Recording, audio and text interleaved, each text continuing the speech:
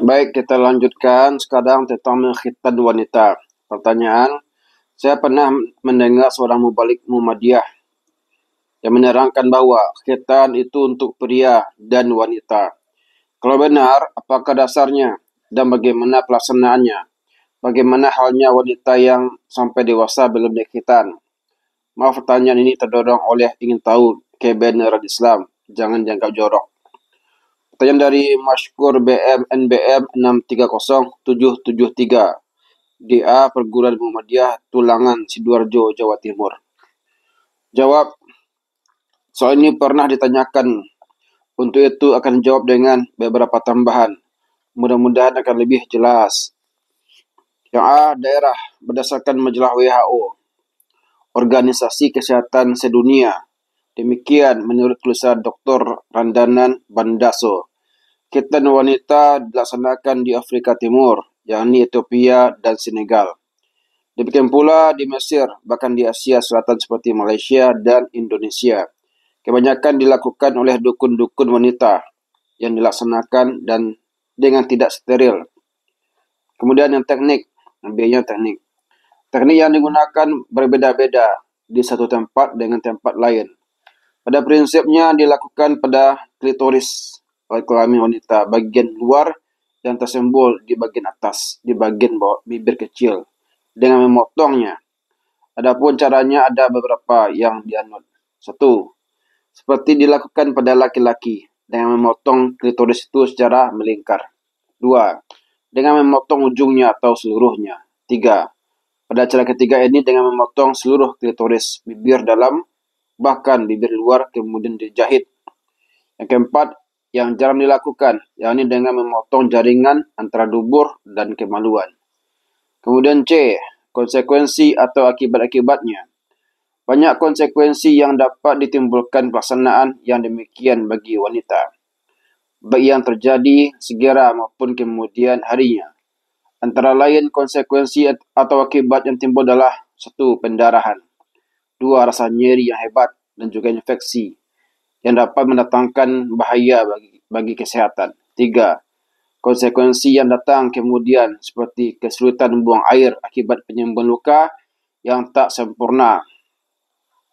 Mengenai dasar hukum pelaksanaan khitan bagi wanita didasarkan pada dasar penetapan khitan bagi pria.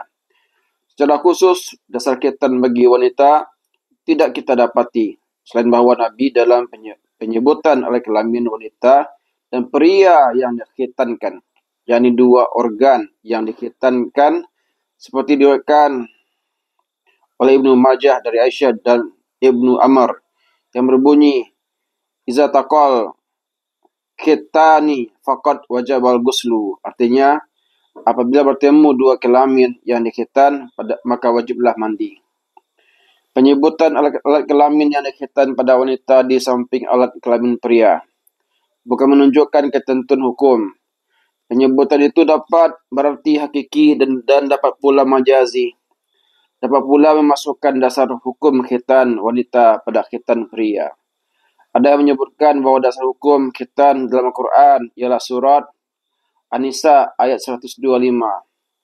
Allah mengatakan, وَمَنْ أَحْسَنُ دِينًا مِمَّنْ أَسْلَمَ وَجْهَهُ لِلَّهِ وَهُوَ مُحْسِنٌ وَاتَّبَعَ مِلَّةَ إِبْرَاهِيمَ حَنِيفًا وَاتَّخَذَ اللَّهُ إِبْرَاهِيمَ خَلِيلًا. Dan siapakah yang lebih baik agamanya dari orang yang menyerahkan dirinya dan ikhlas kepada Allah, sedang ia pun mengerjakan kebaikan, dan ia pun mengikuti agama Ibrahim yang lurus, dan Allah mengambil Ibrahim menjadi kesayangannya. Nabi Ibrahim seperti disebutkan dalam hadis antara lain riwayat Muslim dari Abu Hurairah. Beliau melakukan khitan. Mengikuti agama Nabi Ibrahim yang khitan, maka harus khitan. Agama Islam yang dibawa Nabi Muhammad, agama yang mengikuti agama Ibrahim, mensyariatkan khitan. Nabi Muhammad khitan pada usia 7 hari. Demikian diungkapkan dalam kitab Tarik.